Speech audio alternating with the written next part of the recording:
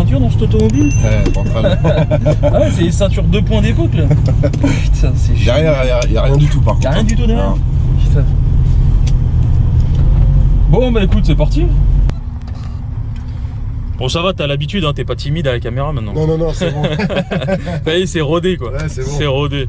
Comme je te disais, l'idée c'est de faire une petite balade. Allez. Donc balade 15-20 minutes pour parler de toi, de ton métier surtout, Ouais. hyper important. Et puis après je te dirai ce que je te réserve parce que l'idée c'est de faire une petite vidéo de présentation aujourd'hui et après de faire un acte 2 sur circuit. Parce que vu que mon métier moi c'est de donner des conseils sur circuit, bah, c'est de mettre ça en pratique et de se marier un petit peu. Allez. Pour rigoler, on est toujours présent. Exactement. Donc bah, dis-moi déjà, on va se présenter, qui es-tu? Alors, Dans les moi grandes c'est lignes. Vince, hein, tu connais. Yes. Vrai prénom c'est Vincent.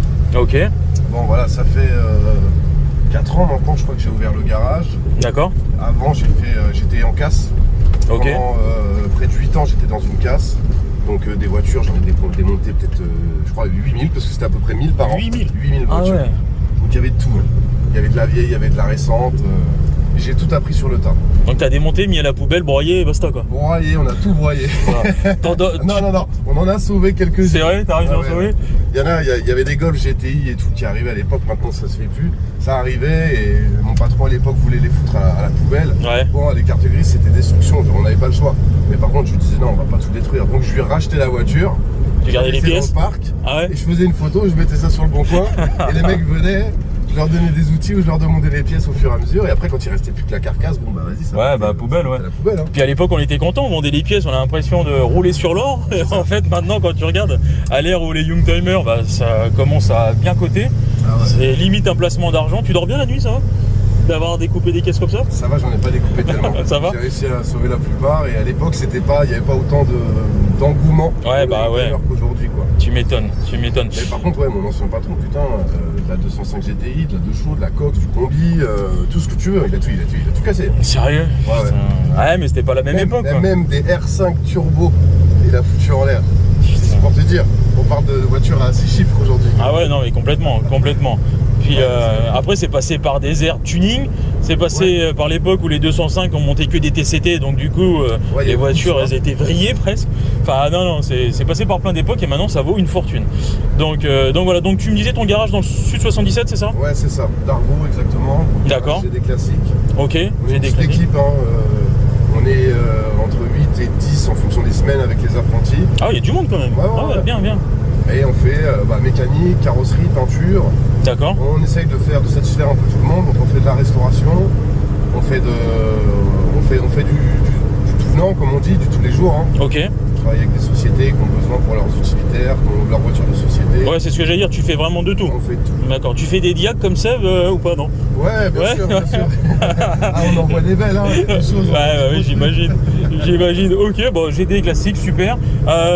Après, donc de base, tu me disais, tu travaillais en casse auto, après le garage. Ouais. Je crois que je t'ai vu à la télé un petit peu. Ouais, bon, voilà, depuis, on s'est rencontré avec Seb sur la première saison de Top Mécanique. D'accord. En fait, on était l'épisode test. Vraiment, Ok. pour le coup, le premier épisode de Top Mécanique, ça a été Seb et moi. D'accord, ouais, vous connaissez pas à l'époque, vous êtes rencontrés, d'accord. Ouais, pour le coup, on est arrivé, on avait rendez-vous forcément pour le lundi, donc Ouais. on était tous les deux dans le même hôtel le dimanche soir. Et le lundi matin, moi je me rappelle, et lui aussi s'en rappelle, au petit-déj de l'hôtel, tu vois, t'es là, t'es tout seul. T'attends, tu regardes, tu te dis c'est qui mon concurrent? Tu vois, tu regardes tout le monde dans la salle et tu te dis c'est lui ou c'est pas lui? Hop, et après à un moment donné, j'ai vu Dinguerie du Nord écrit sur son truc, j'ai dit ah ouais, Ah bah c'est réglé, bon, ça y est. c'est réglé. Et du coup ça a été le coup de foudre. Ouais, bah franchement, lui il était grave à l'aise parce que déjà sa chaîne YouTube, etc. Moi, beaucoup moins. Moi, c'était mon premier jour, j'étais prêt à rien. La production m'avait appelé un mois avant pour me dire tiens, ça te dit de faire ça? Ouais, ok, mais premier jour à la caméra, c'était pas évident. Bah ouais, au début c'est particulier, faut pas y penser. Ouais, faut pas Si y t'y penser. penses, c'est pas naturel, c'est pas fluide, non c'est Ouais, mais c'est particulier. pas évident le premier jour. Ah bah je veux bien te croire. Sur un plateau. Puis il y a tout le monde qui te regarde, c'est pas juste un portable, une GoPro, là, il y a tout le monde. Là, Ouais. pour le coup, t'as un caméraman, un journaliste, un réal. Ah c'est il y a tout le monde. pas, ouais, c'est pas la même production qu'aujourd'hui. Mais et du coup vous aviez restauré quoi? C'était quoi le délire? C'était une caisse chacun à restaurer, c'est Là, ça? c'était une caisse chacun. Enfin si on peut appeler ça de la restauration. Ouais, c'est pas vraiment de la restauration, c'est de la remise en état là. D'accord. Ça, c'est du sauvetage même. Ouais. Et c'était quoi comme bagnole du coup? Moi j'avais une Audi A3 Ok. et lui il avait C'était une Golf, non? 4. Golf 4. Moi je voulais la Golf 4 parce que je connais tout par cœur là-dessus. Et l'Audi A3, forcément on est tombé sur le 2 litres TDI, le BKD de merde. Et inévitable, vas-y la culasse foireuse. Les mêmes problèmes, de toute façon c'est des problèmes connus là-dessus. Ouais, c'est le problème connu, bien sûr, bien sûr. J'ai voulu éviter le truc là, sur cette semaine de remise en route. Ah, franchement, après j'ai fait un petit exploit quand même de changer un moteur, avec 2 moteurs, en faire un à 8 heures du temps imparti. Franchement, c'était chaud. Ouais, j'imagine. J'ai dormi pendant 3 jours quand je suis rentré chez moi. Et c'était une super expérience. Et avec Seb, on se serrait les coudes et franchement, très bon gars. Et c'est mon ami maintenant. Il fait sa petite vie de son côté, je fais la mienne. Et on est toutes les semaines en train de s'envoyer des messages. Ah mais c'est top, ouais, ça doit être une superbe expérience et puis des souvenirs Super expérience. génial. Ouais. Et Non, du coup cette émission m'a fait rentrer sur Vintage Mécanique. D'accord, ok. Donc ça c'était vraiment chose que je voulais. Karim qui est le réalisateur de Top Mécanique du coup et de Vintage Mécanique. Ok. À un moment, pendant la semaine de tournage Top Mécanique, nous avait dit avec Seb, parce qu'on était en train de manger tous ensemble, et il nous dit comme ça, ouais les gars, ça vous intéresse pas, vous faites pas trop de voitures anciennes et tout. Bah, je dis comment ça? Je dis Karim, t'as des mecs qui choisissent, ils nous ont choisi, t'as des chasseurs de tête, ils étudient quand même le parcours. Bien sûr. Je dis, bien sûr que moi je fais des voitures anciennes. Je dis la Top Mécanique, c'est ma porte, c'est juste ma porte d'entrée pour Vintage Mécanique en fait. Ah ouais, c'était le but. Ouais, moi le but c'était ça. Je sais que c'était la même production, j'ai dit je veux vraiment faire Vintage Mécanique. Moi de base c'était un rêve. Quand j'ai ouvert le garage, j'avais dit les gars, dans 2-3 ans, je veux qu'on passe dans Vintage Mécanique. Génial. Résultat, 2 ans après, on passe dans Vintage Mécanique, c'est incroyable. Ah, vraiment ça pour le coup c'était incroyable. Et bravo à Seb aussi qui du coup maintenant, à partir de cette saison, la saison 9, intègre Vintage Mécanique. Ouais, j'ai vu ça, il a annoncé sur les réseaux, voilà. C'est top. Et parce que toi t'avais fait quoi comme premier épisode de Vintage? C'était pas un Z3? Le premier épisode de Vintage Mécanique, c'est ça. Ouais, c'était un Z3, je me rappelle, je te vois en haut dans ton grenier là. Ouais, le mec il sort des sièges, des panneaux de porte de nulle ça, part. C'est la casse ça. Ouais, la casse. J'ai récupéré tellement de choses à la casse. Sérieux, mec, je galère à trouver des panneaux de E30 en simili-cuir. Toi tu nous sors des panneaux, des intérieurs, des mal... et de Z3. Tu vas en 4 portes ou en 2 portes? Ah t'inquiète, on coupera la caméra, on en reparlera après. Un autobloquant à 410 si t'as ça qui traîne. Mais non mais du coup, non c'est top. Et donc c'est quoi l'avenir pour toi? C'est Vintage au max? Parce que là je te vois publier, tu t'en fais beaucoup de la pub pour Vintage. On voit que t'es content, c'est cool. Ouais, je suis content, l'équipe de production est cool, je suis à l'aise, on fait de la bonne caisse, ça met en avant vachement le garage, ouais. ça me met en avant bien sûr aussi. Mais l'idée moi c'est de faire vraiment connaître de plus en plus le garage, bien sûr. Avoir des bons chantiers et faire des belles choses en fait. Moi si je dois me lever le matin c'est pour faire quelque chose que j'aime. Bah, c'est un métier passion. C'est un métier passion carrément ça. Et je souhaite à tout le monde de faire un métier passion parce qu'il n'y a rien de mieux que de se lever le matin et de se dire trop bien, ouais. On va passer une bonne journée. Mais ça c'est bizarre quand même parce que tu te lèves, tu sais que tu vas te dégueulasser, tu vas être dans le froid, sous une caisse, etc. Mais tu kiffes. Ouais, je kiffe. Ouais, je kiffe, bien sûr. Alors c'est vrai que l'hiver c'est pas facile. Mais quand t'as bossé dans une case pendant 8 ans, en courant d'air, dans des trucs dégueulasses, pour moi que mon garage, même s'il n'y a pas de chauffage, ça me va moi. Ouais, non, c'est sûr. Un peu couvert, il n'y a pas de vent, on est bien. Et puis le coup de clé, la caisse qui tourne, tu vas faire un tour, il n'y a pas de bruit bizarre. Enfin, t'as l'impression d'avoir réussi quelque chose, non? C'est top. Je comprends moi, très bien. Quand même, c'est quand c'est déjà tout démonter, j'adore.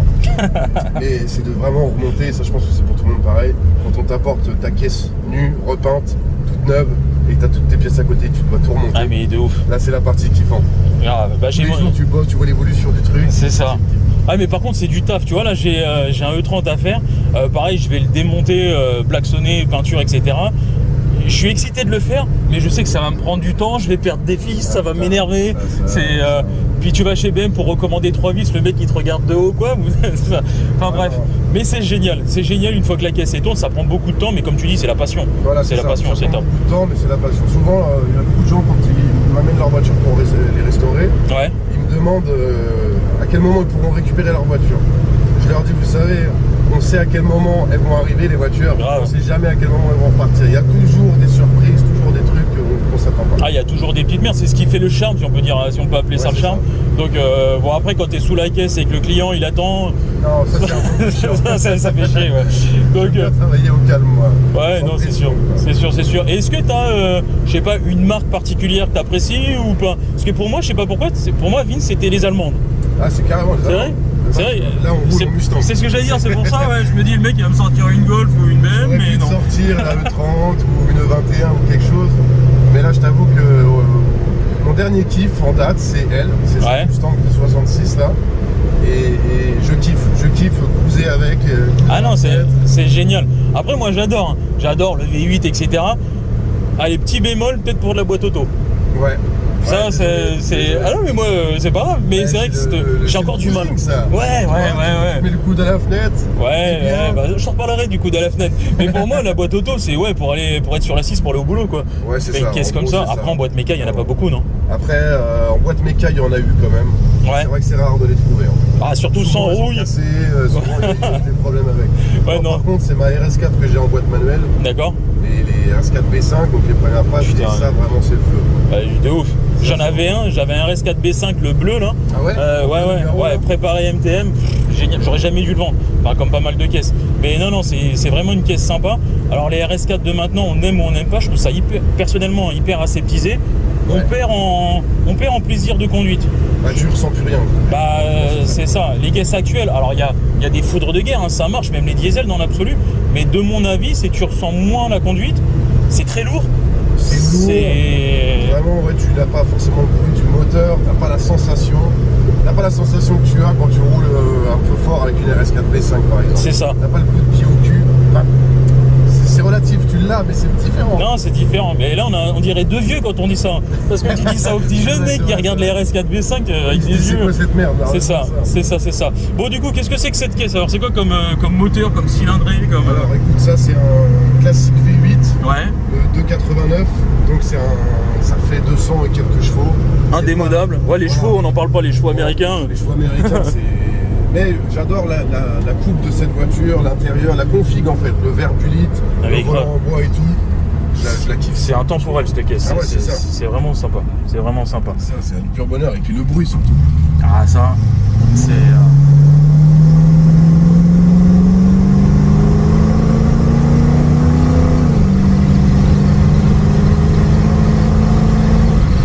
Il manque quand même le plaisir de passer les rapports. Mais on voit le petit sourire quand même. Non, c'est génial, c'est génial. Et du coup, en plus c'est bien là, il n'y a personne sur la route, on peut faire une petite accélération dans un virage, on dérange personne. Voilà. C'est ça qui est important aussi, de respecter les autres, hein, même si on aime conduire, il faut respecter les autres. Non, ouais, moi je suis quelqu'un de très... sur la route, je fais attention vraiment à tout et j'essaye de tout anticiper. Ah, Et ça. Souvent, le problème, on dit que c'est les autres, non, pas forcément. Et quand tu es concentré sur la route, quand tu essayes d'anticiper, justement, tu sais que tu as un croisement, hop, enfin, les poids lourds, moi je suis quelqu'un qui regarde vraiment mon environnement et qui fait attention à ça, quoi. Ça c'est quoi? C'est d'expérience parce que t'as eu des cartons où t'étais pas hyper concentré ou quoi? J'ai jamais eu de carton responsable. D'accord. Je vais te dire, j'ai eu 2 cartons qui m'ont marqué. Ouais. Ouais, 3, ouais, il y a 3 cartons réellement. Je vais essayer de faire un petit départ là. C'est une Mustang, mais c'est un peu de com quand même. Ouais, complètement. Mais c'est bien, il n'y a personne, à ce temps-là les enfants sont à l'école, Voilà. c'est génial. Donc tu disais, ouais, 3 cartons, pas de ta faute? 3 cartons, si, il y en a eu un qui était de ma faute, Ah, quand même. j'avoue. Quand même. Le premier, donc c'était ma première voiture Golf 3 TDI. D'accord. C'est marrant parce que c'était il y a... Est-ce que c'était un GTTDI vert? Et c'était un G, putain. Ah, bah Comment oui, tu sais mais ça? parce qu'on les a tous eu celle-là. Moi aussi Alors j'en ai pour eu. de vrai, la première c'était un GTTDI vert. Ouais, mais oui, de ouf. Mais je l'ai revendu au bout de 3 mois. Pourquoi? Et Pour un VR6 ou pas? Non, Non. pour un TDI 110. Ouais, d'accord. C'est un GT TDI 110 noir avec des jantes Ronald Aero en 16 là. Elle avait une sacrée gueule. Et elle m'a fait... alors je l'ai réparé après, hein, mais au bout de 1 mois, je l'achète. C'est marrant parce que c'était il y a un bon 20... Ça fait... Attends, je sais pas de conneries. Ça fait 15 ans. Ouais, J'ai 33 ans, c'était il y a mes 18 ans. J'avais ou 18 ou 19 ans. Il y a à peu près 15 ans. Et là où j'habite actuellement, c'est devant cette maison-là que j'ai eu l'accident. d'accord. Et en fait, à l'époque, il y avait, ça faisait une patte doigt si tu veux. Donc Ouais. les gens arrivaient comme ça, ils prenaient cette route-là. Et enfin, il y avait une route en sens unique qui rejoignait une route à double sens. D'accord. Sauf qu'à cette espèce de croisement-là, bah, il y a un mec qui a fait demi-tour à cet endroit-là, qui n'aurait pas dû faire demi-tour à cet endroit. Il m'a tapé sur le côté pendant que moi j'arrivais. Donc il fait son demi-tour, il me tape. Ma voiture se retrouve à moitié sur 2 roues. Ok. Je retombe, et là, bon, le pneu qui éclate, l'amortisseur qui pète, qui passe. Ah ouais, à donc travers ça a la quand même coupe, tapé et assez tout. fort, quand même. Ouais, ça a tapé Ouais. fort, ouais. La chance que j'ai eue, moi j'étais un peu déboussolé sur le coup, genre qu'est-ce qui m'arrive, je m'y attendais pas du tout. Et un mec qui arrive en moitié en courant, qui me dit t'inquiète, je vais m'occuper de tout, je suis de la Massif, tu veux que ta voiture elle aille dans quel garage, donc il m'a tout géré. Et franchement, ça s'est bien passé. Bon, après, l'expert m'avait dit, normalement, ça dépasse la valeur du véhicule. Donc, bon, bah, il m'a remboursé la valeur du véhicule. Je crois qu'à l'époque, c'était 3200 balles. J'avais acheté la caisse 2005. Ouais, d'accord. Et j'avais demandé comment je peux faire pour récupérer ma voiture et la réparer moi-même sans mettre quelqu'un en péril, quoi, derrière. Et bien sûr. Après, tout soit OK. Il m'avait dit, alors, si tu peux racheter la voiture à l'assurance, tel prix, je sais plus que dalle. Hein. Ouais. Et tu peux la réparer par toi-même, sauf qu'il me faut des factures, des pièces, bien sûr. Ouais, après, t'es obligé de voir un expert quand même. Voilà, un expert. Ouais. L'expert en question venait voir la voiture. Mais après, la carte grise, elle est bloquée. Tu peux pas revendre. Elle est bloquée en préfecture. Je peux pas la revendre à part pour un pro pour l'export. Bien sûr, d'accord, ok. Donc bon, voilà, ça c'était mon premier carton. Est-ce que après ta Golf 3, parce que moi, après ma Golf 3, j'ai acheté une A4. Alors, j'ai fait. A4 115, le AJM. Ouais, pas mal. Ouais, valeur sûre. J'ai fait un peu dans le même genre que toi, sauf que du coup j'ai acheté une Vento. D'accord, ok. Ah, c'est carré quand même. Voilà. Et c'était vraiment, c'est la Golf 3 avec le coffre. Ouais. Et en fait, pareil, à 5 jours de partir en vacances, je me dis putain, ma Golf 3 qui est gagée en préfecture et tout, je vais pas partir quand même dans le sud de l'Espagne avec, on est 4 dedans. Donc j'avais cette Vento à côté. Et si tu veux, comme pour Top Mécanique, j'ai mis les deux voitures côte à côte. Ouais. Et de la Golf 3, j'ai tout monté dans la Vento. Et en parallèle, je vendais les pièces que j'avais pas besoin. Donc il y avait un défilé de gens qui venaient, qui repartaient. Ça arrivait, ça m'achetait le train arrière, ça revenait, ça achetait une porte. Pendant que moi j'étais en train de tout remonter sur l'autre bagnole, j'avais payé 2 mecs pour venir 2 jours m'aider. Et je suis parti en vacances avec la Vento. À 4h du mat, je la finissais. À 5h, on mettait les affaires dedans et on se cassait. Putain, mais ça me rappelle des souvenirs. Ça c'était incroyable. C'est pareil, un VR6 à côté d'un Corrado. Et puis qu'est-ce que je fais? Je prends le Corrado, je prends l'autre. Ouais, ah, putain, ouais, c'est génial. Bon, bah, du coup, génial. On sent vraiment la passion. Hein. Ouais, carrément. Ouais, complètement. Et en tant que métier passionné, du coup, moi, mon métier, c'est, je te dis, de coacher, donner des conseils sur le circuit, etc. Est-ce que tu as déjà fait du circuit? J'ai déjà fait un peu de circuit avec la Golf 2 GTI 16. D'accord. C'est quoi, en mode amateur ou t'as pris des cours? Non, en mode amateur. J'ai jamais pris de cours sur le circuit, malheureusement. D'accord. Tu vas peut-être être là pour... Ah bah moi, c'est avec plaisir. Après, j'ai besoin de voir ton profil un peu. Est-ce que t'es aussi con que Seb ou pas? Parce que moi, ce que je veux vous proposer, c'est d'aller sur circuit avec une voiture française, un Clio RS, de mettre des anneaux derrière. Ça va dégrader en fait l'adhérence du train arrière. Ouais. Ce qui fait que il va falloir être propre, précis entre guillemets. Si vous accélérez dans un virage, si vous freinez pas comme il faut, vous allez faire des têtes à queue. Alors pour le délire, je crois que je vais t'envoyer en l'air dans la Clio RS. Parce que ouais, on est un peu aussi full un clou. C'est ce que j'allais dire, parce qu'il y a déjà Seb à gérer. Ouais. Parce que tu vois, là, on rigole, on est en mode balade et tout. Sur le circuit, on sera aussi en mode balade à rigoler. Par contre, moi, il faut que je sois concentré. Donc concentré sur un mec, ça va. Sur 2, ça va être du sport. Mais je relève le défi. Alors, si vous êtes chaud, moi, avec plaisir. Pour te rassurer, quand je suis passager dans une voiture, je suis comme ça. C'est vrai? Je suis une baltringue. Par contre, en conducteur, c'est différent. Et avec Seb, t'es déjà monté en passager? Ouais, mais dans le Dodge Ram, donc on n'a pas fait les fous, quoi. Ouais, ça faisait des accélérations en ligne droite, mais on n'a pas fait tout. Est-ce qu'ils faisaient des tout droits dans les ronds-points? Ouais, c'est déjà arrivé ça. C'est un délire chelou ça. Je l'ai fait sur ce rond-point là, mais en AX. Ah ouais. On a perdu le pare-choc. C'était très marrant. Tu m'étonnes. Bah écoute, avec plaisir en tout cas, merci pour ton temps, merci pour cette petite balade en Mustang, j'adore, c'est top. Et puis rendez-vous pour l'acte 2 sur circuit. Juste avant, je te prends encore un petit peu de ton temps. L'idée c'est de se retrouver au garage, c'est un petit coin où on peut se poser et de parler de ta conduite, parce que là on a discuté, parlé de toi et tout, mais moi j'observe tout ce que tu fais. Avec tes mains, avec tes jambes, ton regard, etc. etc. Et si tu as 3 minutes, on en parle, on se fait un petit débrief et puis voilà. Tu as déjà étudié ma conduite? Bah oui, c'est pas de ma faute, hein, c'est mon métier. Et bah écoute, vas-y, on retourne au garage et puis tu vas me donner les trucs du bon conducteur. C'est pas forcément agréable, mais des fois c'est nécessaire. Ouais. Il n'y a pas de grosses conneries, hein, je te rassure. Ok, ça marche. Allez, rendez-vous au garage. Ça marche. Bon Mix, merci pour ton temps encore une fois. Sympa la petite balade dans la Mustang, j'ai adoré. C'est vraiment sympa, surtout quand tu pars en train. Non mais ça faut pas le dire. Non, ça faut pas dire. Bon, l'idée c'est de faire une petite analyse de ta conduite, d'accord? Voir est-ce que tu étais à l'aise déjà? Oui. Ouais, parce que des fois j'en connais certains, je vais pas donner de nom, mais quand je m'assois à côté, ils sont pas hyper à l'aise, ils sont là, pas forcément en panique. Putain, qu'est-ce qu'il va dire ce con, machin et tout. Mais non, je t'ai trouvé assez à l'aise. Non, je suis à l'aise. Super, donc ça c'est plus important bien évidemment d'être à l'aise. Moi je vais parler de tes jambes, je vais parler de tes pieds. Est-ce que Allez, on commence par les bras, les mains. Où est-ce que tu dois mettre tes mains sur le volant? Normalement à 10h10. Ouais, 10-10. Je suis pas à 10h10. Ouais. Non mais qu'est-ce que je Ouais, voilà, je t'ai dit, en fait, en mettant notre Mustang. Ouais, toi, il y en a qui sont comme ça, il y en a qui sont toi, c'est un mix des deux. C'est chaud, tu mets bien les deux mains sur le volant, mais jamais en même temps, c'est chelou. Mais ouais, non, alors l'idée, 10-10, c'était bien à l'époque, t'as conduit, tu vois les mecs de Jeff et Gab. Oui. Ouais, qui roulent qu'avec des Citroën. Ouais. Ah, eux, c'est bien 10-10, parce que les Komodo sont comme ça. C'est vrai, mais ils n'ont pas le choix. Voilà, mais sur la Mustang, il n'y a pas de Komodo. Non, on n'a pas choisi la meilleure voiture pour mettre Ouais, 10h10. non, 10-10, franchement, du moi, c'est de la merde. C'est pas que c'est de la merde, c'est que c'est bien quand t'es jeune permis, parce que ça t'oblige à regarder loin. C'est ça, juste après. C'est parce que c'est quand même de l'école, on t'apprend à avoir des mains comme ça. C'est ça. Alors c'est bien pour le regard, mais l'idéal c'est 9h15. Parce que 10-10, on va pas se mentir. Allez, pour rentrer chez toi, t'as combien de bornes là? J'ai 2 bornes. T'as 2 bornes. J'en suis sûr que même pendant 2 bornes, tu peux pas garder tes mains. Non, c'est trop fatigant. Ouais. C'est trop fatigant. Mais j'avoue que ouais, c'est vrai, sur circuit, même en karting, t'as pas le choix, tes mains ils sont comme ça. Ouais, c'est fait. Un pilote de Formule 1, par exemple, t'as pas le choix. Ça. Donc l'idéal, quand on ira sur circuit avec la vidéo, plus de bagnole, on s'en fout. 9h15, c'est ce qu'il y a de mieux. D'accord. Le coup sur la portière, machin. Non, je sais pas que sur circuit, on aura pas de temps de faire la portière. Non, si, dans la Clio, tu peux. Sinon, je ferai une caisse sans portière.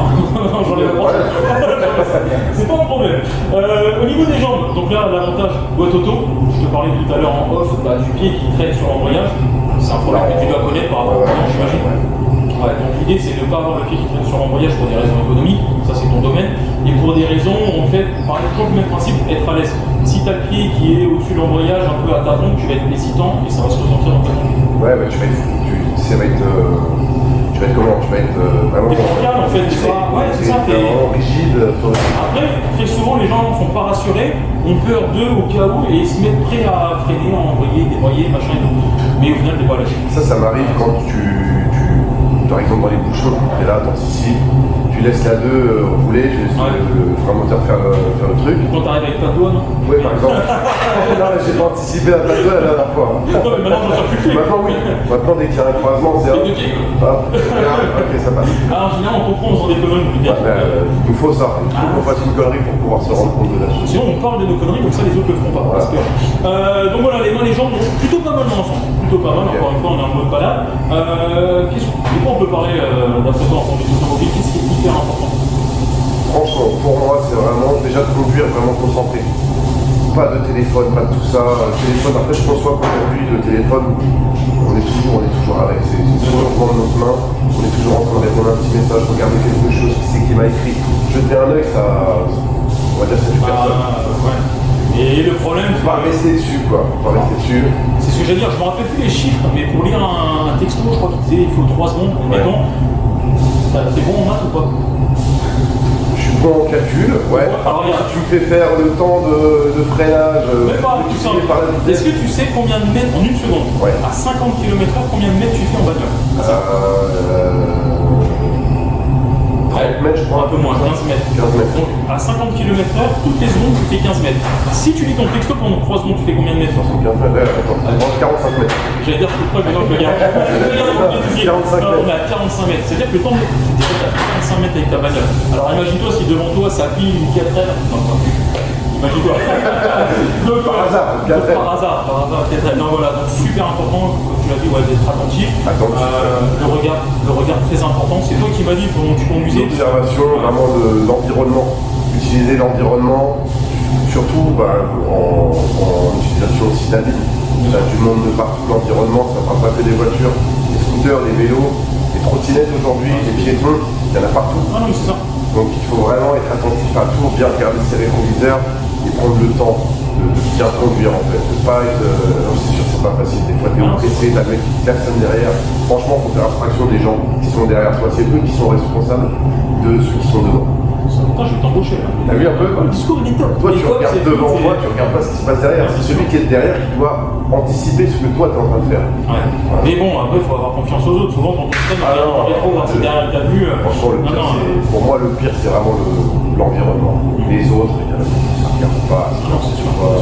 Et puis, tu parlais d'anticiper tout à l'heure dans la vidéo, ça passe par le fait de regarder loin, de vraiment observer ça, de ne pas être surpris. Si t'es là que tu colles le cul du camion qui est devant, tu vas pas anticiper le feu qui passe au orange juste devant ta gueule. Donc quand il va piler, toi tu seras devant. C'est ça. Et on les voit, des fois, je sais pas si tu as déjà vu des gens qui ont des accidents, tu tu sens avant l'accident qu'il va taper, c'est sûr. Ouais. Tu sais, tu dis le mec il est collé, c'est mort. Ah ouais, ouais. Collé à Ça m'amuse à ça. Ça Collé à m'amuse, camion. ouais.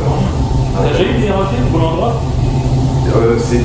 J'en ai eu, je Ouais. suis pas fan, j'ai pas encore eu trop l'habitude de ça. J'en ai eu juste pour faire le tour d'essai, tu vois, du village, pour venir au garage. Client ou quoi? Est-ce que t'as déjà doublé un camion avec un volant à droite? Non. Imagine-toi le bourbier, t'es obligé de te Ouais, dégager. j'avoue. Et même comme ça, les gens collent les poids lourds, etc. Donc voilà, deux petites questions, après je t'embête plus. Si demain on va faire un tour sur circuit, alors en Clio c'est validé sans le frein. Si demain je te dis voilà, on va faire un coaching sur circuit, quelle bagnole tu souhaiterais? Bagnole que tu veux, je te dis voilà, je peux avoir tout ce que tu veux. Bon, il y a plus de disponibilité chez toi, mais. Ouais, mais je vais te sortir un truc, ça va être. Dis pas un GT10. Non, je vais sortir une Skyline GTR, un truc comme ça, en fait, D'accord. qui marche vraiment. Ouais. Je me rappelle d'une fois où je suis parti dans le sud pour aller chercher deux pare-chocs M-Tech de E30. D'accord. J'attendais le mec devant un atelier de peinture industrielle. Le mec s'est pointé en GTR. Ah, j'ai dit, vas-y, on parle pas de BM pour l'instant, tu m'emmènes faire un tour en GTR. Donc ça serait une pièce que je kifferais sur ça. Après, GTR, ouais, grip ou drift? Plutôt drift. Ouais, GTR. Mais bon, même en du drift en BM, tu vois, ça me va, parce que je suis une quiche en drift. Ah, bon, on va Donc, se trouver ça. j'ai besoin d'un peu de notion. T'es à la campagne, moi à 3h du matin je suis souvent debout, je t'appellerai. Vraiment, on se trouvera un petit moment. Ok, d'accord. Et dernière question, tu sais, mon boulot, comme je te disais, c'est de donner des conseils aux gens, à travers les réseaux sociaux notamment. De ton expérience, quel conseil tu donneras aux gens qui nous regardent? Ce que tu veux, soit sur l'entretien de la bagnole, soit sur la conduite, ce que tu veux. Quel conseil tu donneras aux gens? Parce qu'on a tous à apprendre les uns des autres. Rester actif et concentré sur la conduite et pas sur vraiment les enfants qui sont en train de chahuter derrière, pas sur le téléphone, pas sur tout ça. Ok. Quand tu es sur la route, tu es sur la route, faut vraiment, pour le respect des autres, Bien sûr. pour la sécurité des autres, pour la sécurité de soi-même et surtout la petite famille qu'on transporte. D'accord, ok, bah, écoute, très bien, très bien. Merci beaucoup, Mick. Merci à toi, ça fait plaisir. À bientôt sur circuit. Ça marche. À la prochaine. J'attends ton appel pour ça. Yes, avec plaisir.